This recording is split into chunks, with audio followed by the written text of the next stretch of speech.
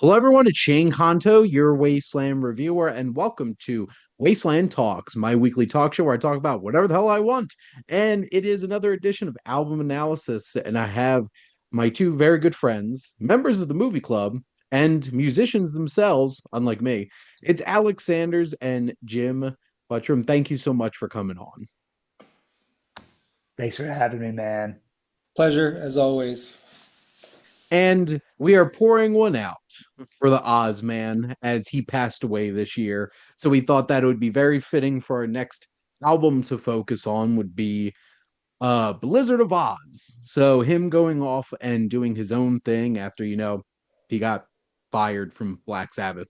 Because apparently his drug problem was too big for Black Sabbath. So I feel like that's an accomplishment.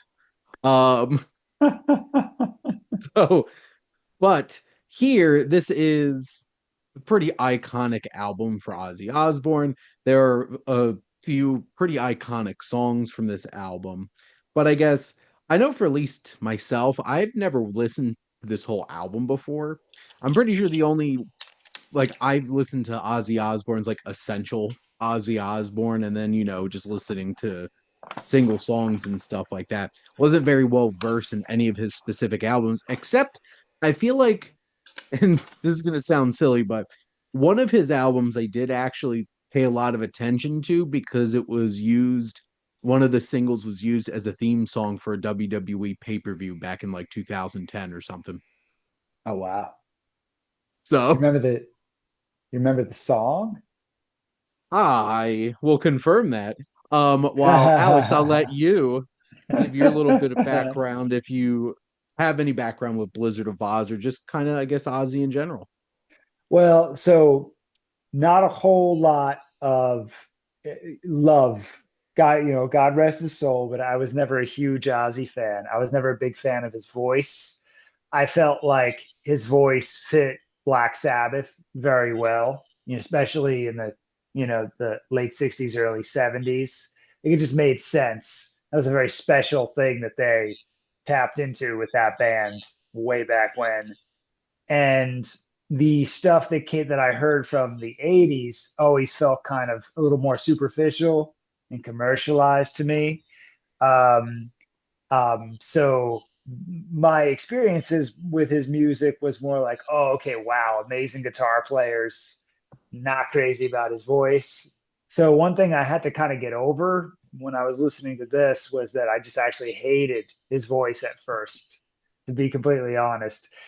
I will say that with subsequent listening to it in my car, I found his voice a little more endearing the more I listened. And I was like, okay, I can get into this. This is pretty cool. But I basically, for this record, Crazy Train and Mr. Crowley were like those are the two standout singles.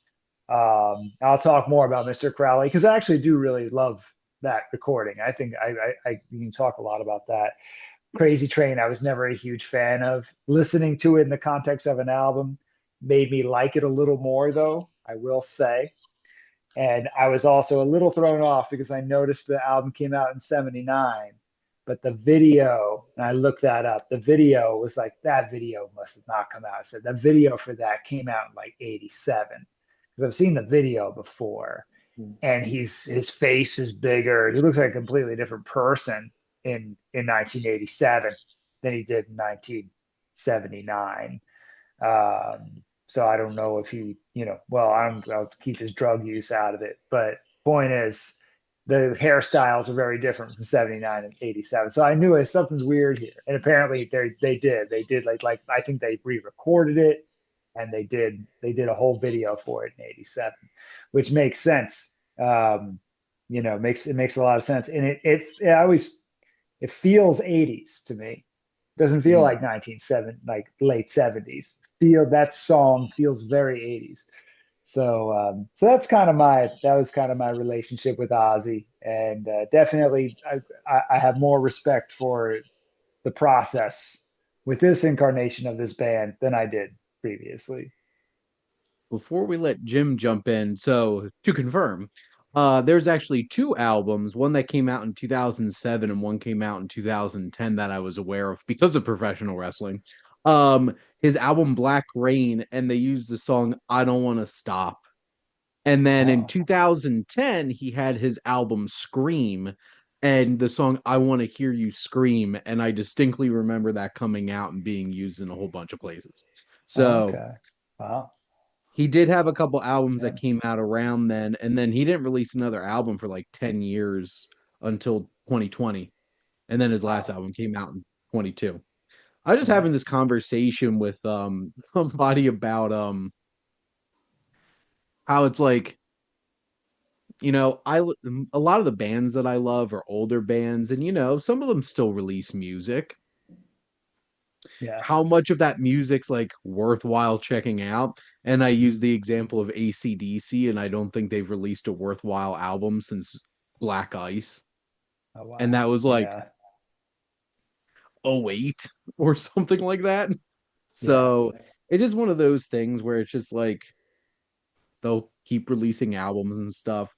But Jim, what's your experience with the Oz Man and with Blizzard of Oz? Might want to put a pin in that thought about like it's become, I think, more and more important to just put out content to stay relevant, even if it's not um, successful amongst like the diehards or like even I want to say pop radio, but like I guess Apple Music's kind of a good chart to go to instead of like Billboard anymore. Hmm. But I think there is a lot of pressure for artists to just put something out. I don't know how much of it was contractual and like, you know, how much was him trying to stay busy or if there was a tour coming up, maybe they wanted an album before the tour. On an aside, I think more artists, I would love to hear more artists play the new album front to back live. Um, I don't think I've ever seen a band play a new album front to back.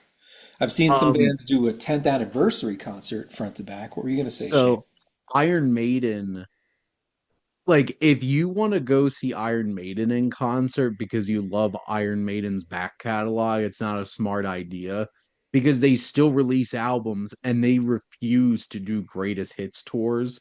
Like they will play their new albums. So like Right. Right. you're gonna listen to it. And they're actually a band that I still like. There are some of their modern albums that I don't love, but like some of their more modern albums still kick ass. So like at least they're still putting out like interesting and good music.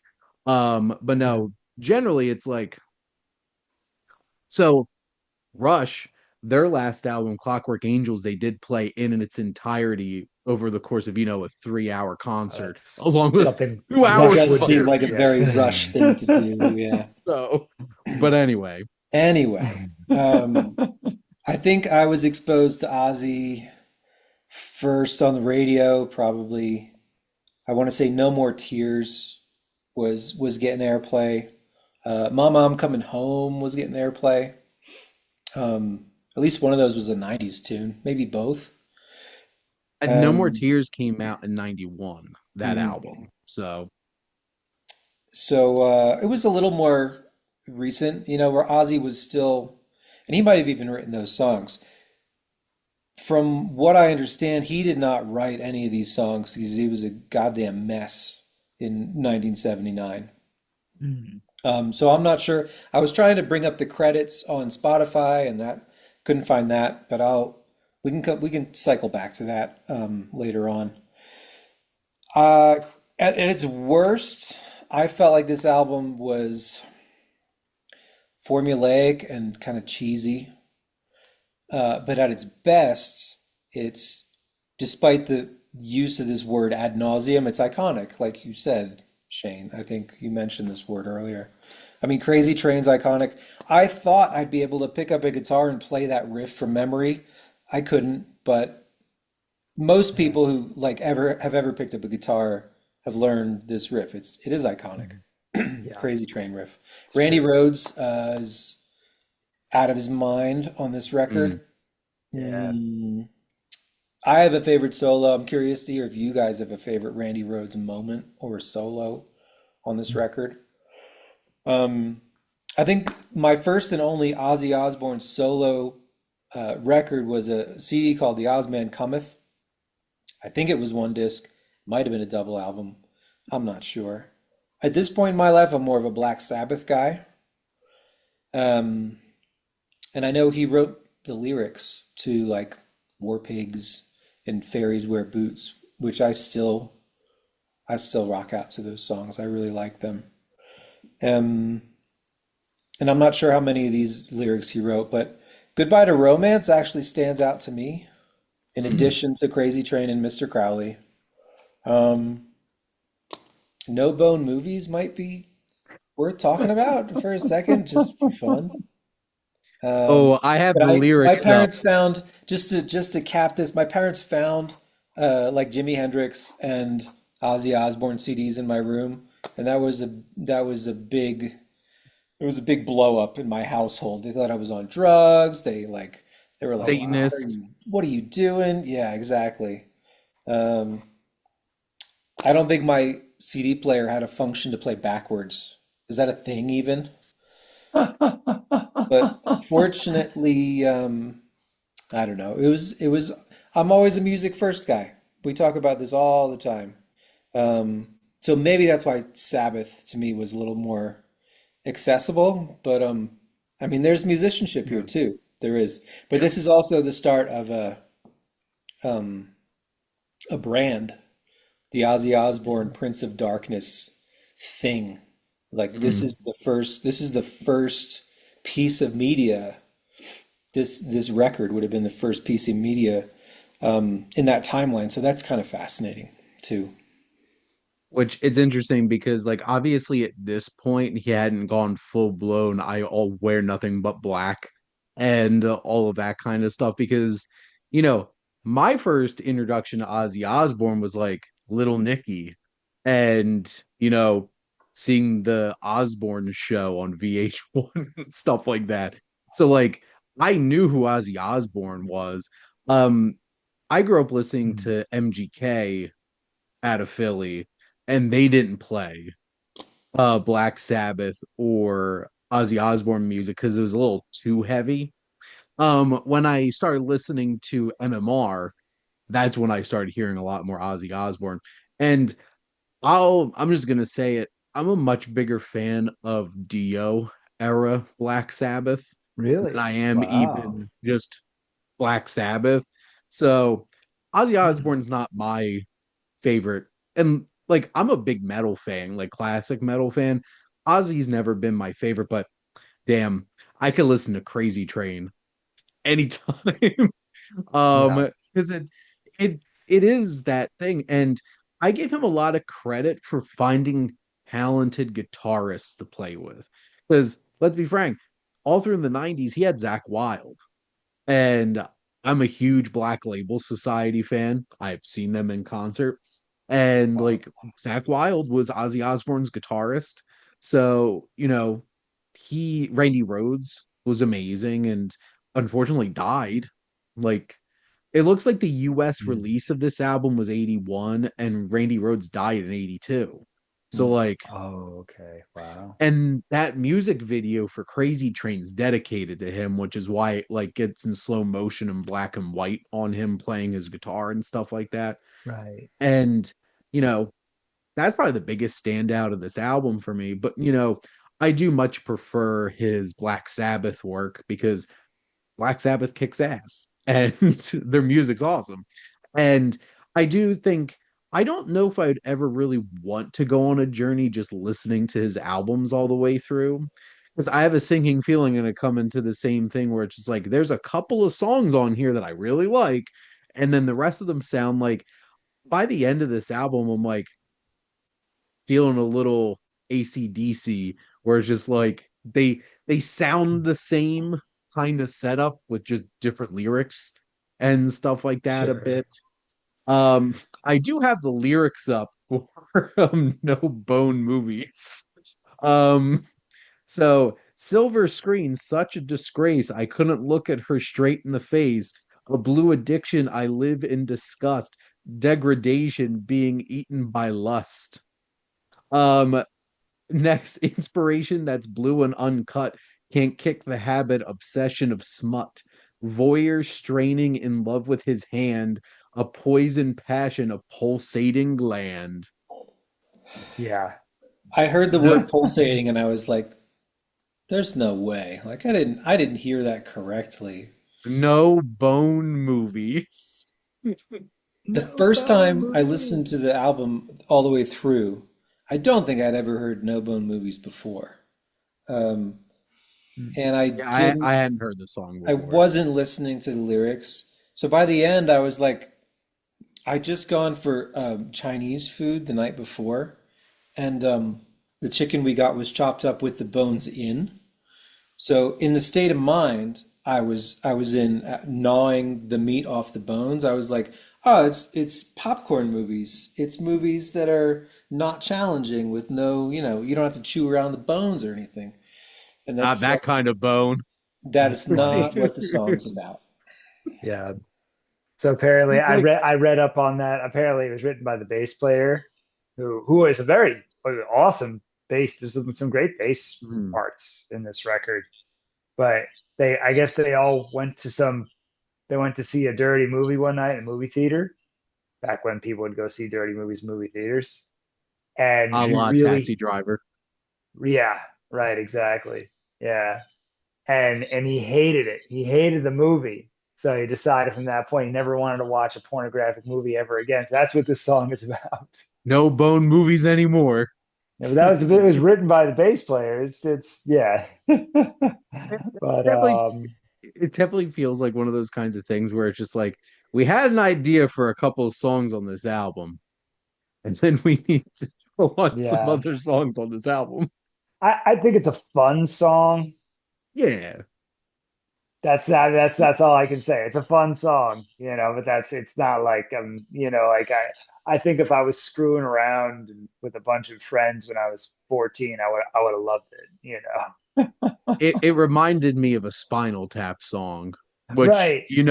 generally is Yeah. just, AC/DC spoofs. Yeah. But Yeah. then I immediately pulled up the lyrics to Big Bottom and got a laugh out of that. My only question, I guess, is like, so this is recorded in 79, but it's released in 80 to 81. So Yeah. in my mind, I'm listening to this again to the comment with like 80s, 70s to 80s. I'm like, so in a way, this is a little ahead of its time into my ears, which is I don't know if that's a good thing or not, but it feels a little ahead of its time because I mean, we look what comes later with Quiet Riot and Poison and like a lot of those bands, like the glam, like they would have loved this. They would have loved that song. Yeah. Poison would have loved to have recorded that song, you know.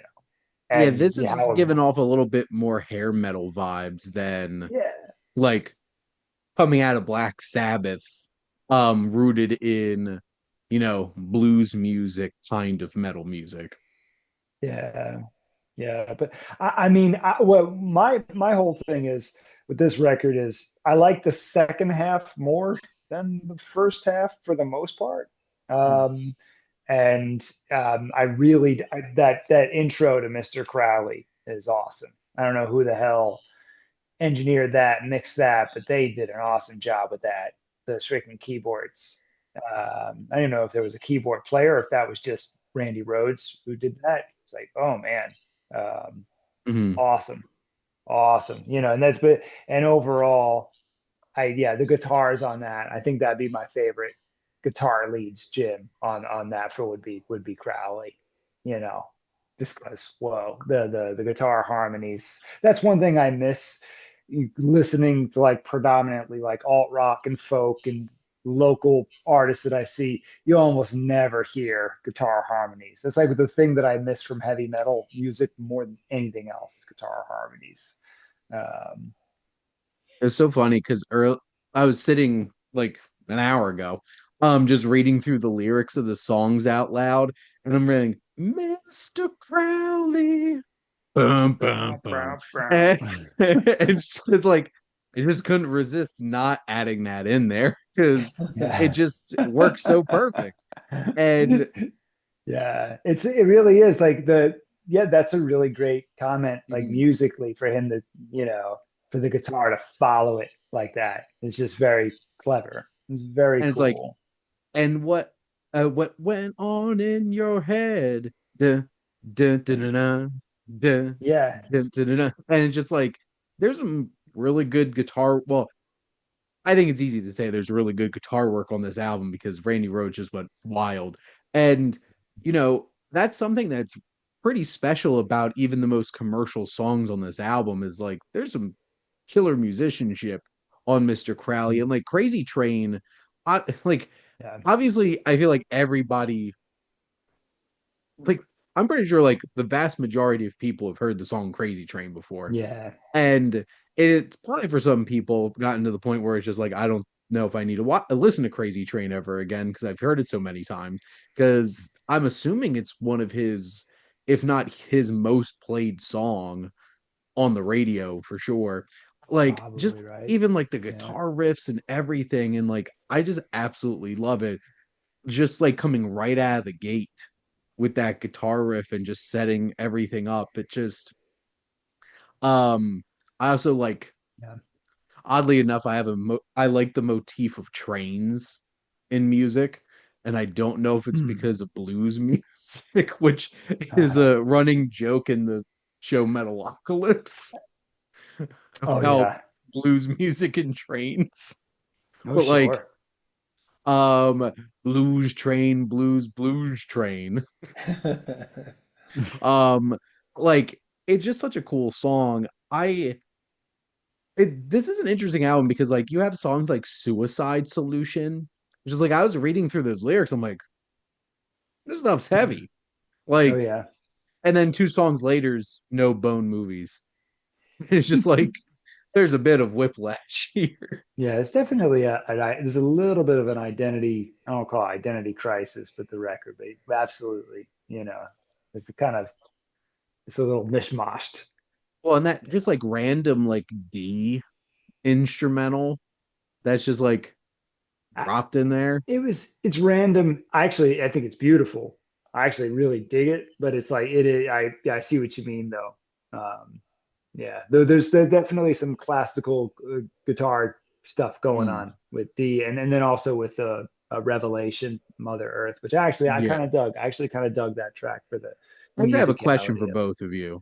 Do you prefer like heavy Ozzy songs more or his like more ballady kind of songs more? Because he does a decent amount of like softer songs too. Because like let's not forget he did Close My Eyes forever with Lita Ford and stuff like that. So like there's definitely like a softer side to like some of his songs and stuff like that that I don't know. I prefer the heavier music because that's what I'm here for. I'm listening to Mhm. Ozzy Osbourne. I'm here for some heavy music. Do you want to go first, Alex? That's a great question. I think I mean Crazy Train, Bark at the Moon, Crowley. That's kind of the stuff that I write. Yeah, that's kind of Mm. more so the heavier stuff. Well, what track would you say is like heavy solo Ozzy? Because when you say heavy Ozzy Osbourne, I think Black Sabbath immediately, and I'm in the wrong Yeah. space. Coincidentally, I was at dinner on a double date yesterday, and the guy sitting across from me, we were talking about Ozzy Osbourne because he said something about how Ozzy was unintelligible when he spoke, and I was like, "Oh, I was just listening to Blizzard of Oz on the way here," and he's like, "Oh, I prefer the Dio era Black Sabbath too." Oh, Shame. wow. There You you guys would be go. friends maybe. I do Yeah, but love like Dio. what is quintessential heavy solo Ozzy for you? Because I think the change in the guitarist makes a big difference in the sound of the band too. Yeah. Well, that's true. Like obviously in this era of Ozzy, it's Crazy Train and then next like Bark at the Moon. like next album, things did get heavier, and like he obviously having Zach Wild join his band and be his guitarist throughout the 90s and stuff like that made it heavier. And even like his more recent music, like those albums that I brought up, it's like they had a lot of like heavier songs, because I think it was leaning more into like, I'm the Prince of Darkness, and I dress all in black and stuff like that, so I'm going to be extra heavy. Yeah. um so even like that persona wise, because like if you watch the music video for Crazy Train, what's Ozzy have, like long flock blondish hairish a little, well, no, yeah, like that, he has like 80s flocked hair at one point, or like even him wearing like white pants and like a blue shirt with like white frills and stuff like that. It's not what most people think of Ozzy Osbourne. um which is interesting, because like he didn't really take on that persona until like later in his career, and Yeah. got like really metal Yeah. about it.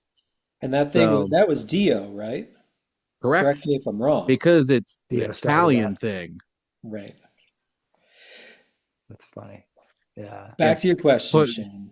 yes. I think I prefer the more melodic Ozzy Osbourne if we're talking solo stuff. Um, like obviously Crazy Train's iconic, but um, listening to it now, I don't think Randy Rhoads is a heavy metal guitarist. Okay, so I just read that he wrote the D, the instrumental break. That was a Randy Rhoads song, Mhm. named for his mom, D, Oh, that's which nice. is pretty sweet. Um, so like Jimmy Page, or I don't know, a lot of the guitarists that were in England at this time, they had a classical-ish foundation before they discovered the blues. And then the blues are what, became the rock and roll. But even like the verses in Crazy Train to me are not like head banging, I want to throw something metal. It's fun. It's just fun. But I kind of picture Ozzy, even in a lot of these songs on Blizzard of Oz, I kind of picture him in like a lounge with cigar and cigarette smoke and velvet covered chairs, kind of crooning out songs like Goodbye to Romance, Goodbye to or romance. Looking A at Me, weird Looking at song. You, which is, that's not metal. That's not what I would ever call metal. But Well, I still enjoy listening to a lot of these. metal had a slightly different identity than what it became because, when Metallica and Megadeth and Anthrax come through, and then you get Grunge. into, then you get, well, you go through grunge, and then you get to late 90s, early 2000s. Metal ends up having like all these different identities associated with it, for better or for worse. um, and I think that I mean, there's some melodic stuff going on in Crowley. So like when I think of like, I guess, but see, Crowley's kind of an in between, right? It's a melodic song, but it's also on the heavier side, Hmm. unlike like the ballad. It's not a ballad, right? And there's another song that comes out. I just noticed. I looked up the hits. I remembered because the kids at the School of Rock that I was, you know, they wanted to do a song called "Shot in the Dark." I don't know if you know Yeah. that one. That's a fun one. I was like, oh, that's actually kind of fun one. It goes in that same Crowley sort of category. And it's also Shot in the melodic. Uh, dark. dun, dun, dun, dun, dun, dun, dun, dun. It's very melodic, Hmm. and it's cool. And so I think that they did some cool stuff, you know, but definitely when he's doing like a ballad, there's a couple of songs, I think, Goodbye to Romance and Revelation, where I'm like, if this was on an acoustic guitar with like, Jim Croce or something, I feel like this might be a much better recording.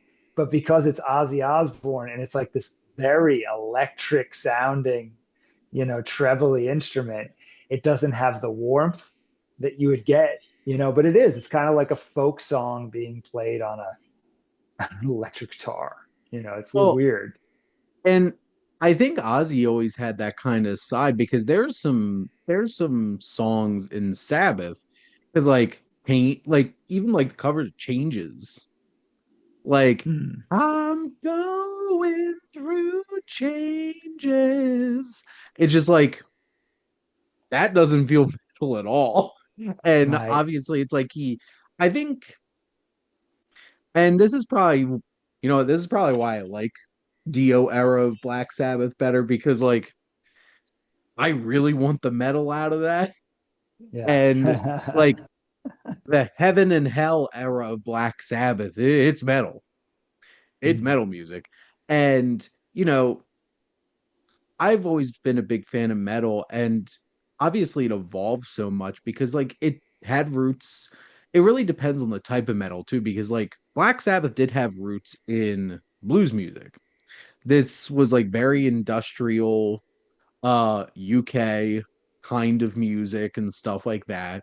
And what's interesting is because Ozzy going out on his own here, he's competing against the rise of thrash. So like this is around the same time that, those thrash metal bands are putting out their first albums. Like what Metallica's Kill 'Em All came out in 83. 83, somewhere Yeah. around there. Yeah. So like it's around that era. He's competing with the British new wave of heavy metal music with Judas Priest and Iron Maiden Oh yeah, and yeah. all Yeah. those bands at the same exact time.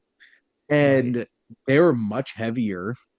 But the thing is, they still had, well, Iron Maiden didn't really.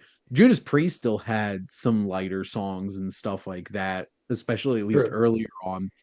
Um, Iron Maiden was just like Iron Maiden from the start, and that's exactly what you're getting. Yeah. Um, no matter how long or how weird and history fan and mythology they got. Um, you know, you're Yeah. an interesting band when you write an 18-minute song about a Zeppelin, which they've done. Of But course. it's an interesting time. And then to your point, Alex, I feel like a lot of this is kind of planting the seeds for like uh hair metal, which is not my favorite version of metal. I still Yeah. listen to that kind of stuff and have fun with it, but It was like, a yeah. Yeah. It was a very distinct time. Yeah. mhm. And it's so interesting because like, what's the line between hard rock music and metal music? I feel like really depends on people's definitions. Like, because like today, Disturbed is considered hard rock music, and I'm like, Wow. okay, okay, That's because like funny. most metal music, like Hailstorm's hard rock music, and I'm like, okay, because like unless it's like death metal and it's just like screaming at you, I guess people don't really consider it metal There, music at this well, point. yeah, when I used to tell people I listen to metal, or even when I sang in a metal band, everyone just assumed that it was, the growl vocal. Like if there was a time where everyone just assumed that. But I Not my think, yeah, bag. what's that? Says it's not my bag. No, not really. I mean, I think I mean, it could work. Like System of a Down actually made it work in a couple. They peppered it in here and there, but Mhm. like wasn't like the entire song. Um, but no, you're right. It was okay to be a metal band and have a ballad in 1979 because you weren't just a metal band. You were a hard you were a rock band, you know. Um, Metallica and those guys probably would have gotten shot in the 80s if they tried to do a ballad. It's like can't do it. Well, they got And called they, out for being sellouts with the Black Album, right. which like Yeah. is still considerably heavier It's than. still a pretty heavy, yeah, heavy album, and I mean, they made a ridiculous amount of money. They're still making a ridiculous amount of money off that. But you don't Yep. get like a ballad until the mid 90s from that, Mm, because then it was like, well, we can do whatever the hell we want, but metal is a very oppressive, genre. Yeah, it's you're right. You have to kind of stick to, a formula in that genre, especially once you start making money. And I think Yeah. this is an era where those rules still didn't apply yet. So in a way, that's kind of cool. It's kind of refreshing, you know. I think it was unequivocally cool at the time, but so was hair metal. Like I don't understand it. I don't claim to understand it, but like they were so cool that they could like cross dress and put on makeup and still be uh, pulling random girls out of the audience to take back to their trailer every night, which not cool now, unequivocally cool at the time, I guess. Um, That's why you they became musicians. no. I've always fought back against this. I've always disliked Kiss because I heard somebody, I don't know if it was Ace Frehley or sorry, frontman of Kiss, more famous. Paul Stanley, I Gene don't know who it Simmons. was. They were on the Dee Snider show, and they said that they only picked up a guitar to get laid. Like that's the only reason they ever picked up a guitar. And I was Well, you could offended. tell by their music. I was offended. I was like, I don't play the guitar to get girls. Like I play the guitar for me, right? Maybe that's why I was never any good at the Do guitar. it for the art. Yeah, exactly. But Shane, you watched Peacemaker, right? Yes. The Peacemaker for Al. I know Alex, you didn't watch. You're not a big John Cena fan, right? Well, I love John Cena in a lot of ways, but no, I never In watched The many Peacemaker. ways. Yes. Anyway, it's aside the point. The soundtrack of the show is all hair band metal. Yeah. Yeah, Because entirely hair band. that's what Chris loves. Yeah, Peacemaker that's what the loves character his. loved growing up. Um, I feel like this would fit in on that playlist. It's just a little too well known, I think. James Gunn wanted to go a little bit deeper, but there are just scores, hundreds of shitty rock bands out there. Maybe had a hit or two, following in the footsteps of Ozzy. I don't know what made it cool, and I'd be interested to like really delve into like why hair metal even became popular because punk music was also coming like Iggy Pop was playing music in the late 70s, early 80s, Mhm. And you had the um, Ramones, and the Ramones were around, yeah. So I don't know why hair metal became hair metal, I think it's which I because it don't. was so much more commercial It's and very easy commercial. to sell. Like it was a lot easier to sell than like satanic panic stuff that people were freaking out about because my god, this band's called Judas Priest, they're evil, um Yeah. and stuff like that. And you know it the 80s were filled of 80s were such an interesting time for music, because like you had new wave, which was diving a lot more into like mechanical kind of music and using the synths and stuff like that. And rock music, it was like a combination of like arena rockers. Like that's where a Mhm. lot of classic rock music turned into, was arena rock. You have your Foreigner and your Journey and all of that kind of stuff. And hair metal is just arena rock for metal fans, Mhm. I guess. Yeah. It has that vibe. Would you differentiate between hair and glam? Would you guys? I don't like. I know metalheads make a big deal about uh, I don't know what the subgenre, and I'm a little confused still about like the difference between thrash What and black what metal and what death metal. what Oh, sure. Well, I can. I can help out a little bit on that, but maybe Shane could too. But I actually don't quite understand. I mean, when I think of glam, one of the first folks I think of is Bowie because he Yes. had Oh, the okay.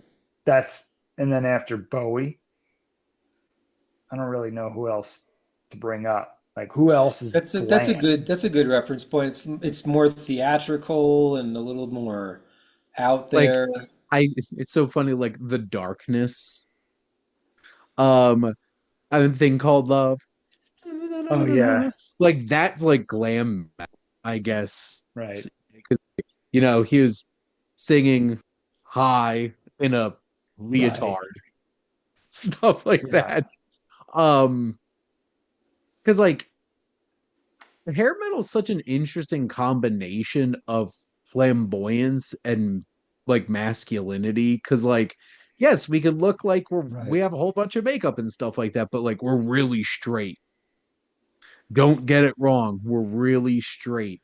Which is also really funny because then you have like all the black leather and stuff like that, and that turned out to be no, uh I Judas can't Priest and help Rob it. Halford and being like that was Yeah. gay.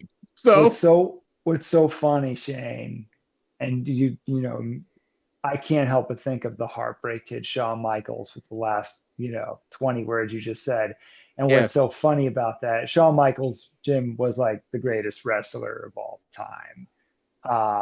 But he was doing all these fashion things that Shane is talking about from the 80s, like yeah, deep into the 90s, yep, 96, 97, like deep into the 90s.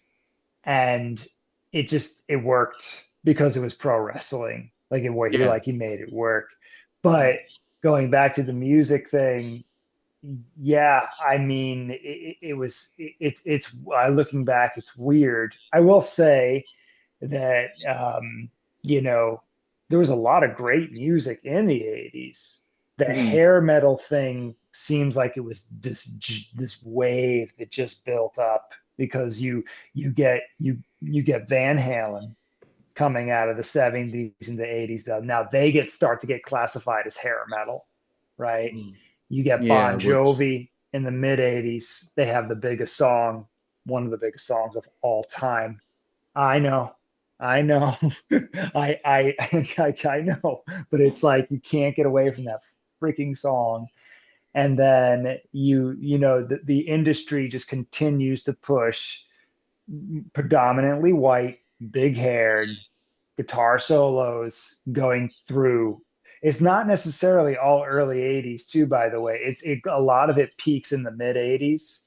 And then the last gasp of the ginormous gasp is Guns N' Roses at the end of the 80s, like 87, 88. Like that's like the mega band Mm. that everybody loves and still loves from the late 80s, you know. And I'm sure I know there were other bands too, but I'm thinking like the music industry is looking at Eddie Van Halen, Bon Jovi, Guns N' Roses. These are these ginormous names Queen. that they can, push. And then you get all these other, bands, secondary bands. What's that band? She's My Cherry Pie, Warrant. Warrant, and She's my White cherry Snake, pie. and Yeah. You get the Scorpions, and and it's guitar solos and it's high falsetto vocals, and it's like they just keep pushing it and pushing it and Mm. pushing it. And so I think it just got easy to sell. And the guitar players were really awesome. We can all agree like the guitar players were great, but the depth, we're not talking about albums. We're talking about pop songs with big hair, pop songs with big hair and guitar solos. I think the industry just shoved that down people's throats. Yeah, And not to then get too grunge killed it. far. Well, two Well, things. We talked grunge about grunge. swooped in And and Shane, said, I agree. You said something along the lines of grunge brought the last um, original rock music, like really different rock sounds into what we now think of as rock music. And since then, I think you said you like there hasn't really been a shift a dramatic shift, right? The literally like the two biggest rock bands of the past 25, 30 years are Foo Fighters and Nickelback. Oh my God, that's really sad. So like Foo Fighters is the one where people are like, oh, they're still like a rock band. And then everybody's like, hate Nickelback. But then somehow everybody's like, you leave Nickelback alone. Within the past couple of years, which is hilarious. Hilarious to me because Stop pushing them around.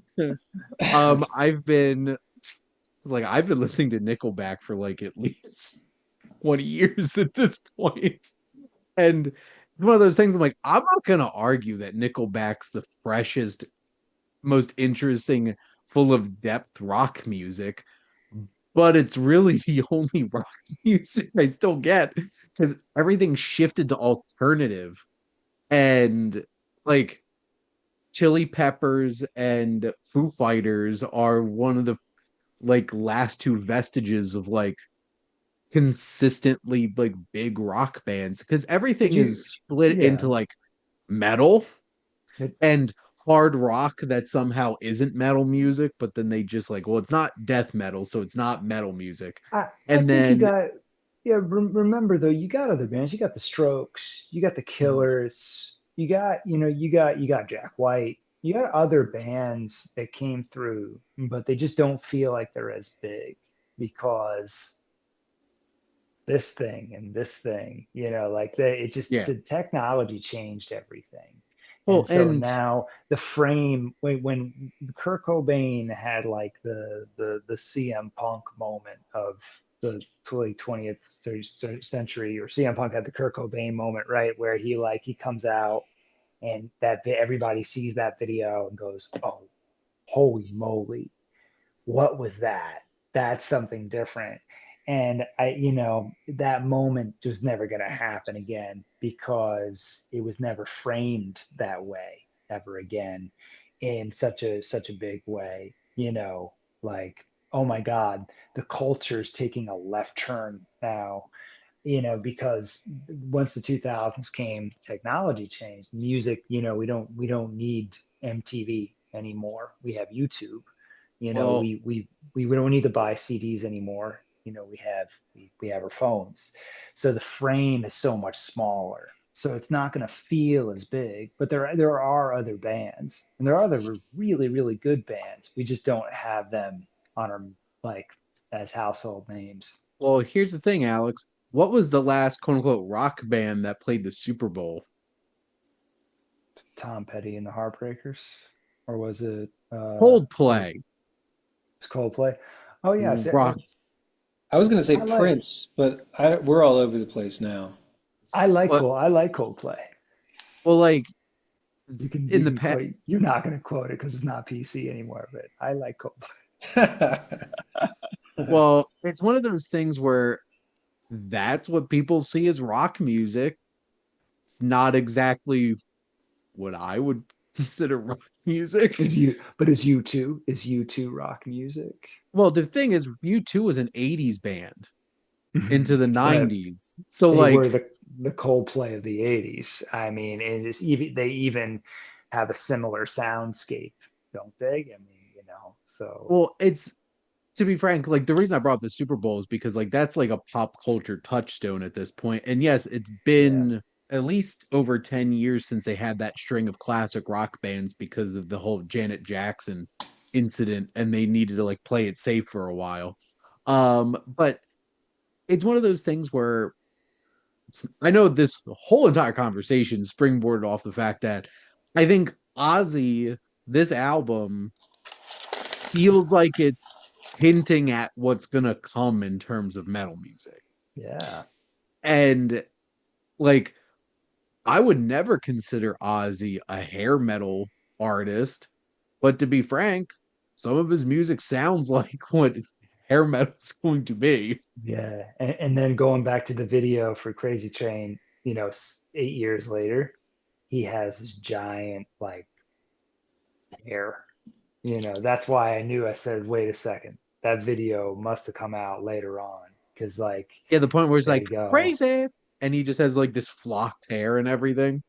Yeah, it fits, Yeah, and even like that very major sounding, verse, which, that's one of the things I never enjoyed about the song was that very major key sounding, happy sounding verse. Hmm.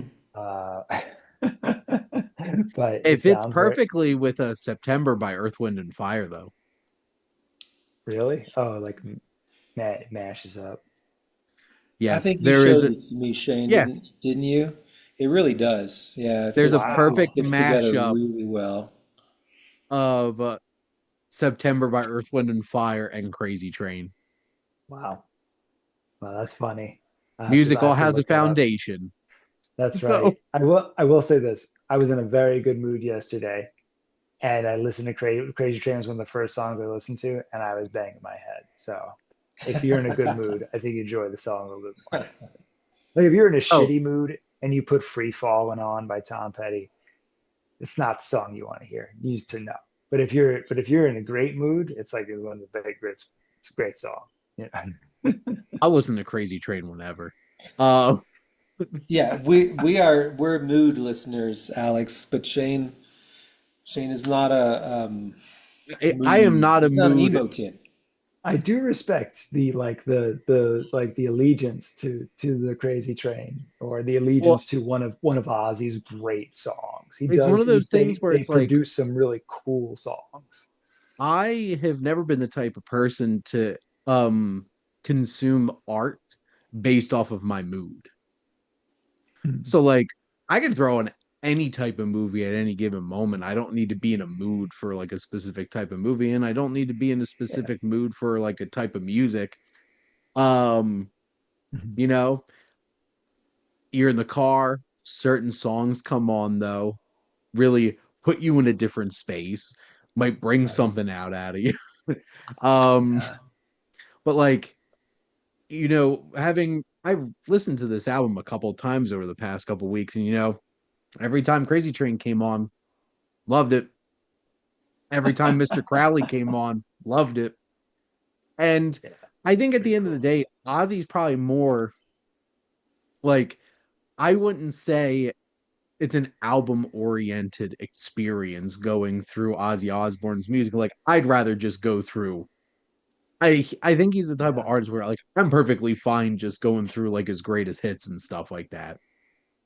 Yeah. So Yeah. I got that feel. I found myself on my way home tonight. I was like, I gotta listen to Bark at the Moon because oh my God, the guitar playing on that song's so freaking awesome. So I was like, all right, I'm switching to Bark at the Moon.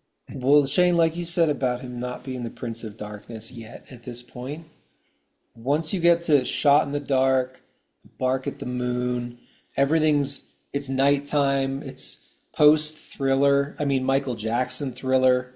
Right. There's like a pop culture space that opened up, and I don't know who was the mastermind behind it, how much Ozzy was like, I'm gonna be that guy, and how much of it was like the record company behind him Mhm. looking well, at VH1 and MTV and going, "Oh, we can do this with Ozzy Osbourne," you know? well, at the end of the day, it was Ronnie James Dio who brought the devil horns to metal music, aka putting the Maloiki the curse on people. Yeah. His little Sicilian grandmom. Yeah. I Because it's have an to say Italian thing. that's So so funny. I do need to listen to some Dio era Black Sabbath. That's one thing I take away from this. But one thing I will say though is, you know, a lot of these big industry names, they do get, they get so much. It's like they're like a walking movie. Like when I think of Ozzy Osbourne, believe it or not, I think about artists like Madonna. She every album she had like two or three songs that they would just push, and they were fun pop songs. Nobody talks about the albums. Nobody really talks about what album she did. And to me it's like it's kind of the same sort of thing, because ultimately it is pop music. But with that said, I love Tom Petty. I know we all love some love for Tom Petty. Those early Heartbreakers records, there's a few good songs, that I really like. And then the rest of it, I'm like kind of forcing myself to get through. It's not until later on in the 90s that I'll get to, or even like late 80s where I go, whoa, this whole album is amazing. It's very difficult to write a great record from front to back. I mean, it's so difficult to write a great record. It's difficult to write a great song. But you're talking about pop artists. You write your A number two, and then if the rest of it's B, you're golden. You know, You could be like and AC/DC and release a 16 track album. The first seven songs are interesting, and the other nine are just the same song with different lyrics. So, yeah, You could call it variations on a theme, I guess. You know? I hey, was if you thinking have a of vibe, I was thinking of like symphonically, like classic, um, I don't know, 19th century, like Dvorak and Tchaikovsky and uh, I think Rachmaninoff might have been even earlier. Um, what was the who was the pianist with the big hands? Listomania. He was like Franz Liszt was like the first rock star, right? You've heard that song Listomania by French band, I think. no, I don't know if I I don't have. think so. I don't think so. Listomania. I'm You're gonna send schooling it to us you right now, guys. man. But anyway, when you're Please talking about a do. full album, like Yeah.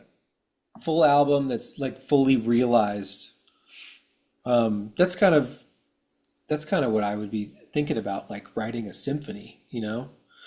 Um, Sure. yeah. Yeah. Yeah, right. And it has a color and a timbre, and it's got a story behind it typically, not always. Um, you know, but there's usually a sort of collective, around all the songs. That's something that Paul Simon was like really good at, right? Like Paul Simon's really good at that, at least in a certain part of his arc.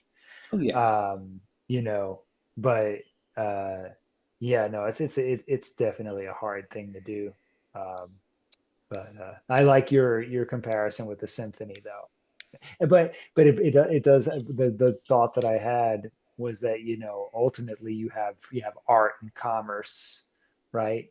Or and one thing I think about as a songwriter is like I don't write a lot of songs these days, but whenever I do, I'm always trying to do something that I haven't done before, even if I have a collection of songs that have a similar theme, whether it's my parents or a heartbreak or frustration with my job, you know, it's like they're all different. Like, and I like it's like I have to make them different from one another. And there's a part of me that's like, I might be more successful if I just like made some of them sound similar or very much the People same. love a sound. They exactly. Yeah, no, there's an artist in Asbury. Every song she plays, it's breathy, open, it's all the same. And she it's not my favorite, but one thing you can say, she's incredibly consistent. And it works for her. We It can works. blame Bo Diddley. Not that Bo Diddley beat. Yeah, yeah, but then we respect the artists the most who take risks, like Led Zeppelin. By the time they get to like physical graffiti, it's like it feels so different from what they brought you before that, right? Kurt Cobain talks about one of his last interviews. He talks about how he wants to do like a prog album. This is like oh, I don't know, within the same, I don't know if it was weeks or months before he died. Like he's like, yeah, I'm kind of done with this grunge thing. I think we're going to do something really progressive next. I'm like, what the hell would that have sounded like if he actually tried to do it? And the record company would have been like, are you nuts? Right. You know? But he was Well, kind of a victim of that whole machinery, right? He wasn't ready for the Yeah, record company to make him a poster child of a yeah, whole movement, you know? you make right. a No, very emotional and raw sound of music, that inspires a whole generation of artists, and the record company's like, yes, yes, you are a meal Yeah. ticket now, and you're just like, I did this because of Yeah. feelings. And it's like, Absolutely. And that's why, one of the biggest benefits of, not being signed, and then maybe one of the benefits of today is do what feels right. Do your art, and then you just have to promote it. With this next song that I'm releasing, cheap plug, in December, on December 12th, or December 10th, rather, December where 10th. can you find it? Yeah, you can find it on Apple Music, Tidal, and YouTube Music. Um, Exclusively, not some other which platforms that we won't no, mention here. but it's basically a rap song. It's basically a rap song Wait, over, what? yeah, over guitars and bass and drums. It's definitely a deter. It's very different from anything that I've released Huh. before. You know. So, some people are going to like it and some people won't, and ultimately it's just like, I'm just gonna put it out, you know? So, I mean, it's fun on the artist side, it's really fun to do that. But it's not consistent. It's not going to be like, oh, that's what Alex Sanders sounds like. He's this. Like, no, I have a lot of things I want to throw in there. You have You know, multitudes, you have layers. that's right. There you go. Well, well, I guess at this point we went on quite a music evolution journey here, talking about all these types of things. But I think we came down to we did enjoy some of the songs on this album. It's not one of those albums where it's like I'm gonna listen to this album as a whole. And maybe Ozzy just wasn't that type of artist. So, Yeah, but yeah. you know But what? we, After we wrap this up, I still might want to listen to Crazy Train. So there you go. I guess Alex or Jim, do either of you have anything else that you wanted to throw out? I just have a thought on like the requirements of selling your music, um, and people who think kind of like we do about music. I think that vinyl is the way to go. I think it's a superior medium for music. You got 8 tracks, you got CDs, you got MP3s, whatever. But in that landscape, you need to fill the vinyl with content or music or songs written by whomever, even if it's your bass player that just walked into the session from a pornographic movie and wanted to say something about it. No more So, Bone movies. I mean, No a lot of more people Bone. will lament the state of the music industry now with streaming. Um, I would just like to offer an optimistic point of view that like maybe singles are all you really need to put out right now, unless you have an idea for an album. But just because you don't have an album doesn't mean you shouldn't share what you got, you know? yeah, absolutely. Yeah, and you could always put out compilations, ditto, share what you have, put out whatever don't let it sit on the shelf too long, release it. If it's a song that's 10 years old or 10 months old or 10 days old, just, yeah, record it and put it out there, you know, And and just try you to do wait. it. What's that? You'll I was like, just you wait. You'll all be waiting for the spoken word debut album of the Wasteland Reviewer. There it is. In Hey, the vein of William Shatner. yes, yes. You need to do more imitations, my friend. Your imitations, you crack me Gonna up. put out a comedy album. Yes, yes, please, please. That'd Hoo-ha. be awesome. The king of comedy album, perhaps. There we go. I just watched Serpico, by the way. I thought it was this past week, last week. See, that was still before he went all full blown Al Pacino'd out. Right. Um, I know. there I was a know. moment in The Godfather Part 2 where you saw that Al Pacino. and it was when he yelled and hit Diane Keaton, and I'm like, Yeah. there's that Al Pacino. Maybe that was like the birth of the modern day Pacino. That was the birth of the Pacinoing. I love me Um, some Al Pacino. where Scarface went full blown into him Al Pacinoing out, and then he reached his final form in Scent of a Woman and won himself an Oscar. That was it. It's funny how the Very good. Oscars like the end of it. The end of it. Hopefully, Friedkin was on your bingo card tonight, ladies and gentlemen. There you go. There you go. Who was on your bingo card? Friedkin? Free, who's Wait, who Friedkin? directed Scarface? Oh, De Palma. Oh, it was Oh, De Palma. That's right. that's right, Brian De Palma. Fuck yeah, Hopefully, I love ladies and me some Brian De gentlemen, Brian De Palma. Palma was on your. The good part for tonight. Yes. Talking about Ozzy Osbourne and Brian De Palma. So there you go. But Alex and Jim, thank you both as always for coming on. And maybe we'll do a little bit of a diversion for our next one. I know Alex had an idea, and we'll Jesse Wells, man. there we go. That's my vote. I already have an idea for my next one. It's definitely going to be Uriah Heep, but that'll be sometime in the future. So, but yes, Alex and Jim, thank you both so much for coming on. Of course.